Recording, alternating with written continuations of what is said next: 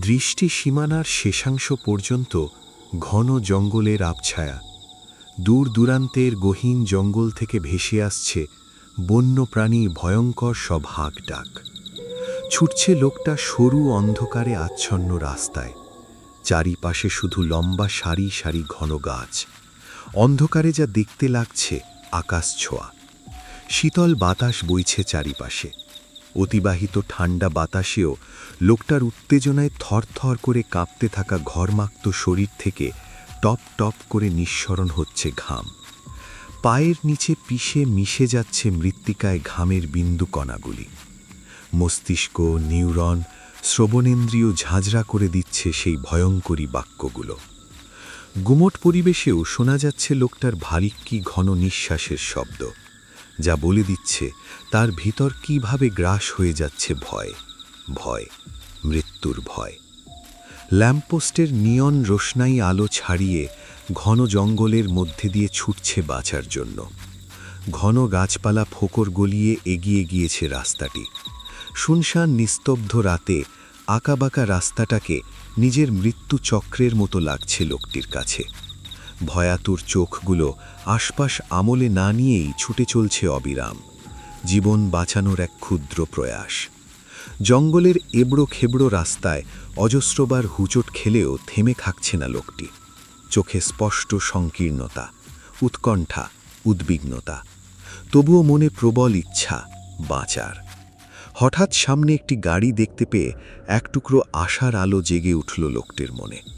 গাড়ি থেকে কিছু দূর দূরত্বে দাঁড়িয়ে হাঁটুতে ভর দিয়ে হাঁপাতে থাকল। শরীর বেয়ে চুইয়ে চুইয়ে ঘাম ঝরছে। বুকের ভিতরের ধুকপুকানি ধীরে ধীরে সহনীয় পর্যায়ে আসতে থাকে। গাড়ির হেডলাইটের কাঁচের আলোক রশ্মি অনুসরণ করে অবশেষে এক বুক বাঁচার আশা নিয়ে অসাড় হয়ে আসা পা বাড়িয়ে সামনে এগোয়। আকস্মিক নির্জন জায়গা সোনালি রোশনায়ে আলোকিত হয়ে যায় চারিপাশ। ঘুটঘুটে আধারে আলোর জ্যোৎস্না তারার মতো দুত্তি ছড়াতে থাকে। জঙ্গলের ভিতর থেকে সারি সারি কালো মার্সিডিজ বেরিয়ে আসে, ব্লক করে ফেলে লোকটিকে। মুহূর্তে বদলে যায় জায়গাটির দৃশ্যপট। ইঞ্জিনের কর্কশ শব্দে দু হাতে কান চেপে ধরে লোকটা। শিরদানা বেয়ে সরু তরল গড়িয়ে পড়ে লোকটির। অপ্রত্যাশিতভাবে হাত পা সজোরে কাঁপতে থাকে। সংকীর্ণ হয়ে থাকা ভয়কাতুরে চোখ গিয়ে ঠেকেছে সামনের গাড়ির অদূরে। অনবরত শুকনো ঢোক গিলতে থাকল। শরীর ধীরে ধীরে ছেড়ে দিচ্ছে তার ধারণ ক্ষমতা। রাতের অন্তিম প্রহর চলমান। রাত জাগা পাখিরাও তখন ক্লান্ত ভঙ্গিতে চোখ বুঝে নিয়েছে। শুনশান নিস্তব্ধ স্যাঁতস্যাঁতে জঙ্গলের মধ্যভাগে অবস্থানরত রয়েছে অনেকে। তবু গুমট পরিবেশ শোকে গেয়ে উঠল। লোকটির ঘম নিঃশ্বাসের শব্দ ছাড়া একটা পাতা নড়ার শব্দও হচ্ছে না। এখন বাতাসও যেন মেপে মেপে বইছে। হঠাৎ সামনে থাকা গাড়িটির হেডলাইট জ্বলে উঠল। উদীয়মান হয় গাড়ির সামনে ফোল্ডিং লোন চেয়ার দখল করে থাকা এক মানব ছায়া, যার পা থেকে মস্তক পর্যন্ত কালোতে আবৃত। দু হাত মুষ্টিবদ্ধ করে স্থির দৃষ্টি নিক্ষেপ করে রেখেছে কর্দম আঠালো অর্ধতরল মিশ্রিত মাটিতে। ফলশ্রুত লম্বা চুলগুলো নিচের দিকে ঝুঁকে রয়েছে। ঘাড় থেকে চুল সরে যাওয়ায় স্পষ্ট ফুটে উঠেছে কানের লতির নিচে তীরের ধনুক আকৃতির ট্যাটু। দুকানে তিনটে তিনটে মোট 6টি ফুটো করা। ইয়ার লোব, আপার ইয়ার লোব, কঞ্চ। শুধুমাত্র এতেই নয়, হাতের পিঠেও রয়েছে ড্র্যাগনের ট্যাটু করা। অপর হাতের আঙুলি শীর্ষ থেকে দেহাংশে পর্যন্ত গুটগুট করে ইটালিয়ান ভাষায় কিছু লেখা লাইন আকারে। স্তব্ধ গুমট পরিবেশ হঠাৎ কারোর বিচ্ছিরি হাসিতে কেঁপে উঠল। রুক্ষ কর্কশ গলায় অনর্থক অট্টহাসিগুলো সামনে দাঁড়িয়ে কাঁপতে থাকা লোকটার বুকের ভিতর ঝড় তোলে। তীর তীর করে কাঁপতে থাকে লোকটির পাতলা গড়ন। রক্ত চলাচলের মাত্রা অসহনীয় হয়ে মাথায় চাপ দিয়ে ধরে। সারি সারি করা গাড়ি থেকে কালো পোশাক পরিহিত গার্ডরা বের হয়ে ঘিরে ফেলল লোকটাকে। সকলের হাতে হাতে বিদেশি অস্ত্র। সামনের গাড়ি থেকে দুজন শক্তপোক্ত দেহের পুরুষ এসে দাঁড়ায় ফোল্ডিং লন চেয়ারের দুপাশে টান টান হয়ে। এদের মধ্যে একজন দেখতে ঘুটঘুটে কালো কালো কুচকুচে লোকটার টাক হেডলাইটের আলোতে চিকচিক করছে। আকৃতির বর্ণনা অনুসারে লোকটি খুব মোটা, দেখতে তামিল পালোয়ানদের মতো। অপর পাশের লোকটা একেবারেই তার বিপরীত গোছের, ধকধকানো সাদা, সাথে উচ্চতায় কালো লোকটিকে 2 ধাপ ছাড়িয়ে। চেহারার ছাপ বলে দিচ্ছে দেশীয় নয়। চওড়া তমুক চেহারার দুজনেই শক্ত চিবুকে তাকিয়ে আছে সামনে। ফোল্ডিং চেয়ারে ঝুঁকে থাকা কালোতে আবৃত মানবটি মাথা তুলে তাকালো। তার সুগভীর নিকষ নীল চোখ হতে অগ্নিশিখা বিচ্ছুরিতা হচ্ছে অযাচিত ক্ষুব্ধতায়। ভয়ে অধিক মাত্রায় কাঁপতে থাকল লোকটি। হাঁটু ভেঙে বসে পড়ল 2 হাত জোর করে। শ্যামলা মুখশ্রী আধারে ঢাকা পড়ে গিয়েছে সেই কক্ষণই। আশ্চর্যজনকভাবে হাঁটু কাঁপাকাঁপির জন্য লোকটার শরীরের ব্যালেন্স ঠিক রাখতে পারছে না। সব গার্ডরা যখন একসাথে মেশিনগান লোড করল, সেই শব্দে মাটিতে লুটিয়ে পড়ল লোকটা। এবার হাউমাউ করে কাঁদতে শুরু করল মধ্যবয়স্ক লোকটি। চেহারায় বয়সের ছাপ স্পষ্ট, তবে শরীর এখনো বেশ ভালোই ধরে রেখেছে। কালোতে আবৃত মানবটি গম্ভীর কণ্ঠে বলল, ওয়েলকাম টু মাই প্যারাসাইট। রুক্ষ কর্কশ গলার এই বাক্যগুলো মস্তিষ্ক, নিউরন, শ্রবণেন্দ্রিয় ঝাঁঝরা করে দিল লোকটার। থরথর করে কাঁপতে কাঁপতে মাথা তুলে সামনে তাকালো। নিস্তেজ চোখে দেখল তার জমকে, যে খুবই আয়েসি ভঙ্গিতে পায়ের ওপর পা তুলে বসে আছে। তার সব ব্যস্ত বিদ্যুৎবেগী চাহনি দেখে আবারও ফাঁকা ঢোক গিলল লোকটা। শোকে মূর্ছা যাচ্ছে এমনভাবে কাদাযুক্ত মাটিতে লুটিয়ে আছে লোকটা। ভয় কাতুরে চোখে আবারও সামনে তাকায়। দেখল ধনুকের তীরের মতো ধারালো আঁখি যুগল, যার প্রতিটি পরতে জেদ, নির্ভয়ে উজ্জ্বল এক ম্রিয়মান প্রভা। মানবটি সোজা হওয়াতে ঝুলে থাকা চুলগুলো আবারও কাঁধে ছড়িয়ে পড়ে। দেখেই বোঝা যাচ্ছে খুবই সুদক্ষ হেয়ার স্টাইলিস্টের দক্ষ হাতে কাটা হয়েছে চুলগুলো। সামনের থাকা চুলগুলো ট্যাটু খচিত হাতে পিছনে ঠেলে দিলে সিল্কি ঘন কালো চুলগুলো শীতি বরাবর 2 ভাগ হয়ে ভ্রুর পার্শ্ববর্তীতে ছড়িয়ে পড়ে। গোটা গোটা কয়েকটা চুল আঁচড়ে পড়ল চোখের ওপর। জ লাইনের গঠন অনুসারে রুক্ষ পুরুষালী চেহারায় কিছুটা দেশীয় ছাপ থাকলেও লেশা ভেসে বহিরাগত লাগছে। গণ্ডদেশের মধ্যভাগে শক্ত টানটান অগ্রভাগের অপভ্রংশে ঠিক কোনাকুনি অংশে কাটা দাগ। ক্লিন শেভ বিধায় অতি ফর্সা চেহারায় নিরেট তীক্ষ্ণ চিবুকে তীরের ফলার মতো ফুটে আছে কাটা দাগটা। ভাষা ভাষা ফোলা নীল রগগুলো যেন হাতের মধ্যে রাজত্ব দখল করে আছে। সিগারেটের বিষাক্ততায় পুড়ে ছাড়খাড় হয়ে যাওয়া কালো ওষ্ঠদয়ে বাঁকা হাসি লেপ্টে আছে সেই কখন থেকে। ভ্রু উঁচিয়ে ইশারা করতেই 2 জন গার্ড এসে লুটিয়ে থাকা লোকটাকে টেনে হিচড়ে তুলে হাঁটু ভেঙে তার সামনে বসালো। লোকটার কণ্ঠ বুঝে এলো কান্নায়। তীর তীর করে কাঁপতে কাঁপতে ফ্যাঁস ফ্যাঁসে আওয়াজে বলল, কে আপনি? কি ক্ষতি করেছি আমি? থেমে আবারও হাঁপাতে হাঁপাতে আওড়ালো, ছেড়ে দিন আমাকে, আমার মেয়ের বিয়ে কাল। ব্যথাতোর কণ্ঠের গুরুতর কথাটাকেও পৈশাচিক হাসিতে হেসে উড়িয়ে দিল মানবটি। বিধ্বংসী হাসিগুলো বাড়ি খাচ্ছে জঙ্গলের আদি আমলের পুরনো গাছগুলোর সাথে। গার্ডরা মাথা নিচু করে দাঁড়িয়ে আছে। জবুথবু করে কাঁপছে লোকটার গড়ন এখনও। আকস্মিক শক্ত হাতে চেপে ধরল লোকটির হাত। নীরবতা ভেঙে হিংস্র প্রাণীর মতো গর্জে উঠল, জানতে চাস আমি কে? লোকটা গলা হতে নির্গত কর্কশ গোঙানির শব্দে দুর্বল গলায় উচ্চারণ করল, যে আমি বাঁচতে চাই। আবারও অট্টহাসিতে ফেটে উঠল বিধ্বংসী মানবটি। মুহূর্তের মধ্যে হিংস্রতার ছাপ ফুটে উঠল তার মুখশ্রীতে। গ্রীবাদেশের নীল রগগুলো ফুলে ফেপে ওঠে। তীক্ষ্ণ গুরুগম্ভীর অগ্নিস্ফুলিঙ্গের ন্যায় বলল, লাতুয়া মর্তে। ইটালিয়ানো ভাষায় যার অর্থ তোর মৃত্যু। লোকটা বুঝতে পারে না সেই কথার মানে। কিছু বলার আগেই অতিরিক্ত সাদা লোকটা চেয়ারে অবস্থানরত মানবের হাতে একটি কাঁচের শিশি দেয়। কর্ক খুলতেই ভিতর থেকে গরম ধোঁয়ার মতো গ্যাস বের হতে থাকে। মানবটি ঠোঁটের কোণে পৈশাচিক হাসি রেখে বোতলটি উল্টো করে ভিতরে থাকা বিষাক্ত অ্যাসিড ঢেলে দিল লোকটার হাতে। সকল গার্ডরা কান চেপে ধরে লোকটার আর্তনাদের শব্দে। পুরো জঙ্গল কেঁপে উঠল সেই চিৎকারে। ঘুমন্ত পাখিরাও সেই শব্দে কেঁপে উঠে ডানা ঝাপটিয়ে ছুটতে থাকে দূর দূরান্তে। শুধু অভিব্যক্তি স্বাভাবিক ৩ জন মানুষের। তাদের চোখে মুখে নেই কোনোরূপ বিস্ময়, ভঙ্গিমা স্থির, সাবলীল। লোকটা ছোটার জন্য ছটফট করতে থাকে। বিরক্তিতে উচ্চারণ করে চেয়ারে বসা মানবটি, তা দেখে কালো পালোয়ানের মতো লোকটি আগ বাড়িয়ে গিয়ে পিছন থেকে মুখ চেপে ধরল ছটফট করতে থাকা লোকটার। বিছিয়ে রাখা পায়ের উপর পা দিয়ে চেপে ধরলে হাড্ডি ভাঙার মটকট শব্দ ভেসে আসে। ১২২ কেজি ওজনের মানুষ একজন মধ্যবয়স্ক লোকের পায়ের উপর উঠে দাঁড়াতেই কাদাযুক্ত মাটির সাথে মিশে যেতে থাকে লোকটির হাঁটুর নিচের অংশ। ফ্লুওরো অ্যান্টিমনিক অ্যাসিড এখন পর্যন্ত আবিষ্কৃত সবচেয়ে শক্তিশালী অ্যাসিড। অ্যান্টিমনি, ফ্লুওরিন এবং হাইড্রোজেন প্রধান উপাদান। এটি হাইড্রোজেন ফ্লুওরাইড এবং অ্যান্টিমনি পেন্টাফ্লুওরাইডের মিশ্রণ, যাতে বিভিন্ন ক্যাটায়ন এবং অ্যানায়ন রয়েছে। এটির পিএইচ শতকরা সালফিউরিক অ্যাসিডের কুইন্টিলিয়ন গুণ বেশি। অ্যাসিডের প্রতিক্রিয়ায় লোকটির হাত থেকে মাংস গলে খুলে পড়ছে। গলিত মাংসগুলো কাদামাটির সাথে মিশে যাচ্ছে তৎক্ষণাৎ। মাংস খুলে পড়তে পড়তে একসময় হাতের হাড্ডি ভেসে উঠল। ছটফটানি কমতে থাকে লোকটার। অসাড় হয়ে আসে শরীর। শরীর ছেড়ে দেয় নিস্তেজ ভঙ্গিতে।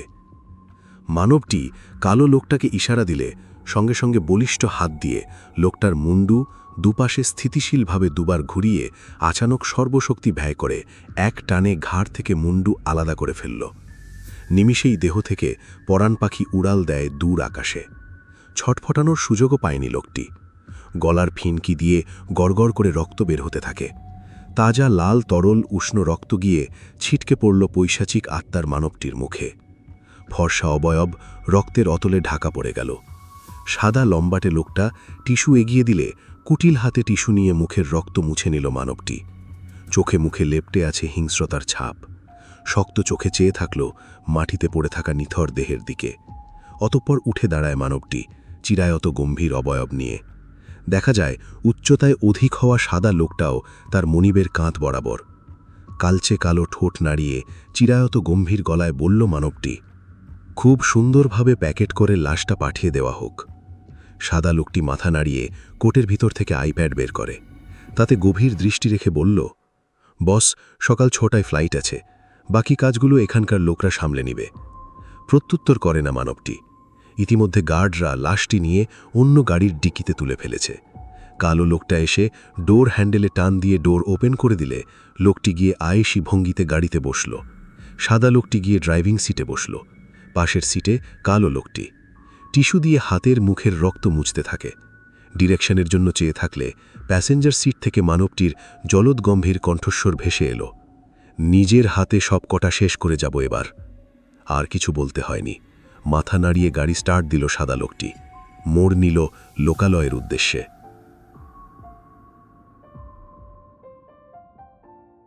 ভুবন আলো করে সূর্যের আলো ফুটে উঠলেও সূর্যমুখীর ন্যায় গোল বৃত্তের চারিপাশ পাতার মতো গুটগুট করে সাজানো সূর্য এখনও মেঘের আড়ালেই চাপা পড়ে আছে। মুষলধারে বৃষ্টি পড়ছে। আকাশ যেন আজ ভেঙে পড়েছে একদম।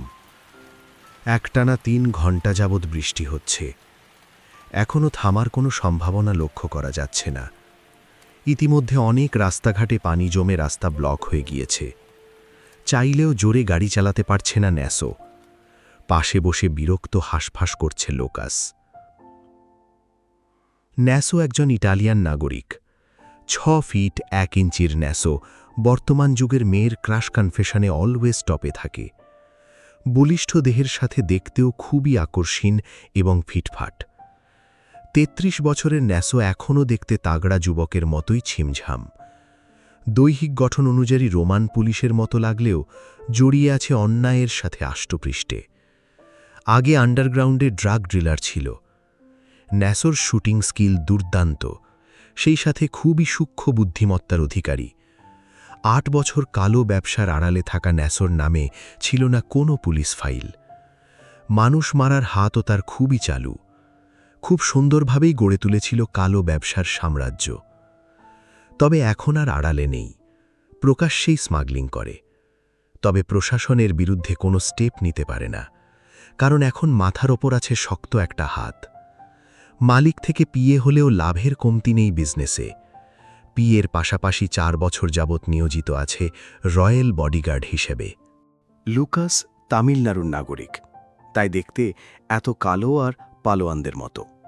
জন্মসূত্রেই পাওয়া এই গায়ের রং, ওপর দিয়ে চেহারা যতটা ভোলাভালা, ভিতর থেকে ঠিক ততটাই নৃশংসতায় ভরা। পালোয়ানের মতো শরীর দিয়ে পিষে ফেলে যে কোনো মানুষকে মুহূর্তের মধ্যে। খুন করতে একবারের জন্য হাত কাঁপে না তার। খুনের প্রতিটা বর্ণনা সাধারণ মানুষের ঘাম ছুটাতে বাধ্য। অতি নৃশংসভাবে খুন করে মানুষকে। এককালীন বক্সার ছিল, জাতীয় পুরস্কারও পেয়েছে 3 বার। তবে এখন 5 বছর যাবৎ রয়্যাল বডিগার্ড হিসেবে নিযুক্ত তাদের বস রিচার্ড কাইনাদের আন্ডারে। বৃষ্টির পানির কারণে অনেক গাড়ি আটকে গিয়েছে সড়কে, তাই মেইন রোড ব্যবহার না করে গাড়িতে থাকা গুগল ম্যাপের সাহায্যে বাইপাস রোডে টার্ন নেয় ন্যাসো। এখনও আকাশ গলিয়ে অঝরে বৃষ্টি পড়ছে। সরু গলি ধরে আবাসিক এলাকায় গাড়ি ঢুকতেই অকস্মাৎ টায়ার পাংচার হয়ে যায়। হঠাৎ গাড়ি থেমে যাওয়াতে রিচার্ডের মস্তিষ্কটা ফিরে গেল তার পৈশাচিক আত্মায়, যাকে সংক্ষিপ্ত করে অনেকেই হৃদ বলে। ফ্রন্ট মিরারে রিচার্ডের ক্ষিপ্ত চেহারা দেখে ফাঁকা ঢোক গিলল লুকাস। ন্যাসো উদ্বিগ্ন হয়ে দ্রুত বলল, বস, এক্ষুনি গাড়ি এসে পড়বে, কল দিচ্ছি আমি। তপ্ত শ্বাস ফেলে হাতঘড়িতে সময় দেখে নিল রিচার্ড। কপালের মধ্যভাগে বিরক্তিকর ভাঁজের রেখা। ট্যাব নিয়ে কিছু ঘাঁটতে থাকে। কিছু মুহূর্ত পার হলো এভাবেই। পরদেশীয় হওয়ার এই আবহাওয়ায় লুকাস মানিয়ে নিতে পারলেও ন্যাসো পারছে না। গলা বসে গিয়েছে, খুসখুসে কাশিতে গলা শুকিয়ে আসে। সারা গাড়িতে খুঁজেও কোথাও পানি পাওয়া গেল না। বৃষ্টির কারণে আশেপাশেও কাউকে দেখা যাচ্ছে। সময় তখন 6টার কাটায়। কেউ তখনও বাসার গেট খোলেনি। রিচার্ড নির্লিপ্ত ভঙ্গিতে ট্যাবে কিছু দেখছিল, দৃষ্টি গভীর। লুকাস এদিক সেদিক তাকিয়ে দেখতে থাকে। হঠাৎ চোখ আটকায় দূরে দাঁড়িয়ে ভিজতে থাকা এক রমণীর ওপর। চোখ বড় বড় হয়ে যায় লুকাসের। অবিশ্বাস্য স্বরে আওড়াল, লাল চুল! বুঝতে পারল না ন্যাসো। ভ্রু কুঁচকে বলল, কি? ভূত! বলে চেঁচিয়ে উঠল লুকাস। ন্যাসো লুকাসের কথায় কোনো প্রত্যুত্তর না করে ঠোঁট কামড়ে ভ্রু গুছিয়ে বাইরে তাকিয়ে ওর দৃষ্টি অনুসরণ করল। রিচার্ড নিজেও ট্যাব থেকে মাথা তুলে ওদের দৃষ্টি অনুসরণ করে বাইরে তাকাল। রিচার্ড অবাক হয়ে বলল, বাংলাদেশি মেয়েদেরও লাল চুল হয়? লুকাস, ন্যাসো একে অপরের দিকে চাওয়াচাওয়ি করে। ন্যাসোর চোখেও কিছুটা বিস্ময়। রিচার্ডের সাথে অনেকবারই বাংলাদেশে আসা হয়েছে তার, তবে এমনটা আগে কখনো দেখেনি। পরপরই ভাবল হয়তো কালার করা। রিচার্ড ওদের কথায় এক পলক সেদিকে তাকিয়ে আবার চোখ নামিয়ে নিল। লুকাস ডাকল মেয়েটিকে। কলাপাতা রঙের কামিজ পরিহিত 19-এর এক নারী স্থির চিত্তে নির্বিঘ্নে বৃষ্টি বিলাস করছিল। হঠাৎ কারোর ভারিক্কি কণ্ঠস্বরে কেঁপে উঠল তার পাতলা গড়ন। ওড়না দিয়ে ভালোভাবে ঢেকে নিল সমস্ত শরীর। পিছন ঘুরে তাকালে আর একবার ধাক্কা খেল লুকাস, ন্যাসো দুজনেই। লুকাস নিজেকে কিছুটা ধাতস্থ করে আবারও ডাকল মেয়েটিকে। মেয়েটি পিছন ঘুরে দেখল একটা দামি কালো গাড়ি, উইন্ডো মিরার নামানো। একটা কালো লোক বারবার হাত নাড়িয়ে ডাকছে। আশেপাশে তাকায় মেয়েটা। অজানা ভয় ভিতরে চেপে ধরল। পরবর্তীতে আবার বৃষ্টির দিনে হয়তো বিপদে পড়েছে ভেবে গুটি গুটি পায়ে এগিয়ে গেল। মেয়েটা যত আগাচ্ছে লুকাস ন্যাসোর বিস্ময় তত বাড়ছে। আড়ষ্ট মেয়েটা দৃঢ় পায়ে এসে দাঁড়াল গাড়ির সামনে। চোখের পাতাগুলো কাঁপছে। লুকাস কিছু বলার জন্য ঠোঁট ফাঁক করে, তার আগেই শোনা যায় মেয়েটির হিম শীতল ঠান্ডা গলা। জি ভাইয়া, কিছু বলবেন? মেয়েটির মুখে স্পষ্ট বাংলা শুনে ভিতরের প্রশ্ন ভিতরেই চেপে দেয় লুকাস। এহেন ধিমি কণ্ঠে উৎসুকভাবে মাথা তুলল রিচার্ড। তাকালো গুটিয়ে থাকা মেয়েটির দিকে। আর সাধারণ মেয়েদের মতো দেখতে না এই মেয়েটি। মাথার চুলগুলো লাল, বৃষ্টিতে ভিজে জবৎ হবু। দুধে আলতা গড়নের সাথে কলাপাতা রঙের জামাটা একদম আষ্ঠে পিষ্ঠে লেপটে আছে। ঠান্ডায় রক্তজবার অঞ্জলির ন্যায় ঠোঁট জোড়া কাঁপছে। রিচার্ড এক অদ্ভুত দৃষ্টিতে দেখতে থাকল মেয়েটির পা থেকে মাথা পর্যন্ত।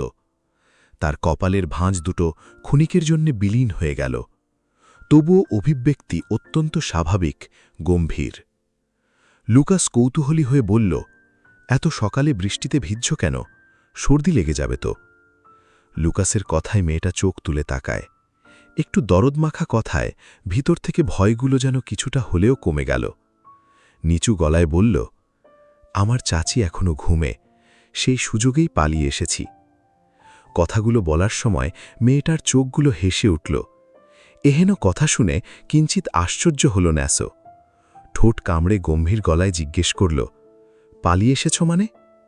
আমাকে বের হতে দেয় না তো, তাই। কিন্তু বৃষ্টি আমার খুব পছন্দের, তাই লুকিয়ে আসতে হলো। এইটুকু বলেই সঙ্গে সঙ্গে মেয়েটা জিভ কামড়ে ধরল। মেয়েটার বাচ্চাসুলভ আচরণ দেখে হেসে ফেলল লুকাস। ন্যাসো সন্দেহভাজন দৃষ্টিতে চেয়ে চিরায়ত গম্ভীর গলায় জিজ্ঞেস করল, বের হতে দেয় না মানে? এই মেয়ে, তুমি কি হ্যারাসমেন্টের শিকার? আকস্মিক মেয়েটার চোখে মুখে আধার নেমে এলো। ঘন ঘন দুপাশে মাথা নাড়িয়ে বলল, না না, তেমন কিছুই না ভাইয়া। ন্যাসো ভ্রুকুচকে জিজ্ঞেস করল, নাম কি তোমার? ন্যাসোর সন্দেহবাতিক চোখ দেখে কিছুটা ঘাবড়ে যায় মেয়েটি। মিয়ে গিয়ে নিচু গলায় বলল, এলিজাবেথ ইমরা এরিন। লুকাস অবাক হয়ে বলল, এত বড় নাম? লুকাসের কথায় প্রত্যুত্তর করল না মেয়েটা। আবারও কাশি শুরু হয় ন্যাসোর। এলিজাবেথ নামের মেয়েটা উদ্বিগ্ন কণ্ঠে বলে, ওনাকে পানি দেন। লুকাস বিরক্তিতে চ উচ্চারণ করে বলল, আরে পানিই তো নেই গাড়িতে, আমি নিয়ে আসছি বলে দৌড়ে গেল এলিজাবেথ। রিচার্ড অদ্ভুত দৃষ্টিতে তাকিয়ে থেকে ঘাড় ঘুরিয়ে দেখল মেয়েটির ছুটে যাওয়া। মেয়েটাকে দেওয়াল টপকাতে দেখে চোখ কপালে উঠে যায় লুকাসের। এত বড় একটা মেয়ে মেন গেট রেখে দেওয়াল টপকে যাচ্ছে কেন? কিছু মুহূর্তের মধ্যেই মেয়েটিকে নিয়ে নানান কৌতূহল জেগে উঠল গাড়িতে অবস্থানরত ৩ মানবের মনে। কয়েক মিনিটের মাথায় এলিজাবেথ আবারও দেওয়াল টপকে ফিরে আসে, হাতে পানির বোতল। গাড়ির সামনে এসে হাঁপাতে থাকল। ন্যাসো পানি খেয়ে নিজেকে স্বাভাবিক করল। সাহায্যের বিনিময় হিসেবে ন্যাসো মানিব্যাগ থেকে ১০০০ টাকার নোট বের করে দিলে মেয়েটার চেহারার রং বদলে যায় সঙ্গে সঙ্গে। পানির বোতল না নিয়েই দ্রুত চলে যায়। চোয়াল ফাঁক হয়ে যায় লুকাসের এইটুকু মেয়ের এত আত্মসম্মান দেখে, অথচ একটু আগেও কিভাবে বাচ্চাদের মতো আচরণ করছিল। কিছু মুহূর্ত পরই একজন গার্ড গাড়ি নিয়ে হাজির। তারা নতুন গাড়িতে গিয়ে বসল। ন্যাসো গাড়ি চালাতে চালাতে বলল, মেয়েটার নামের মতোই অদ্ভুত চালচলন। লুকাস সায় দিয়ে বলল, ঠিক, কত কঠিন নাম। বাঙালি মেয়ে, একটা সহজ নাম দিলে হতো না? ন্যাসো হেসে বলল, তুমি দিয়ে আসলেই পারতে। লুকাস ভ্রুকুচকে বলল, আজব, আমি কি নাম দেব? পিছন থেকে রিচার্ড শান্ত গলায় বলল, রেড। দুজনেই তেরছা নজরে একে অপরের দিকে চাওয়াচাওয়ি করল কৌতূহলবশত, তবে কোনো শব্দ করল না। রিচার্ড এক দৃষ্টে জানালার বাইরে তাকিয়ে আছে। দুজনের কেউই বুঝতে পারল না হঠাৎ রিচার্ডের রেড নাম বলার পিছনের কারণ কি। আমাদের ঘুমের সুযোগ নিয়ে নষ্টামি করতে গিয়েছিলি সকাল সকাল, না? বলে আর একটা থাপ্পড় বসালো সবিতা বেগম। এবার ছিটকে গিয়ে ফ্লোরে পড়ল এলিজাবেথ। ভেজা চোখে চাচির দিকে তাকায় এলিজাবেথ। ইবরাত, এলিজাবেথের চাচাতো বোন, সোফায় বসে মিটিমিটি হাসতে হাসতে দেখতে থাকে এলিজাবেথের করুণ হালত। চাচাতো ভাই শিহাব হামি দিতে দিতে রুম থেকে বেরিয়ে এলো। নিচে পড়ার কারণে এলিজাবেথের বুক থেকে ওড়না সরে গিয়েছে।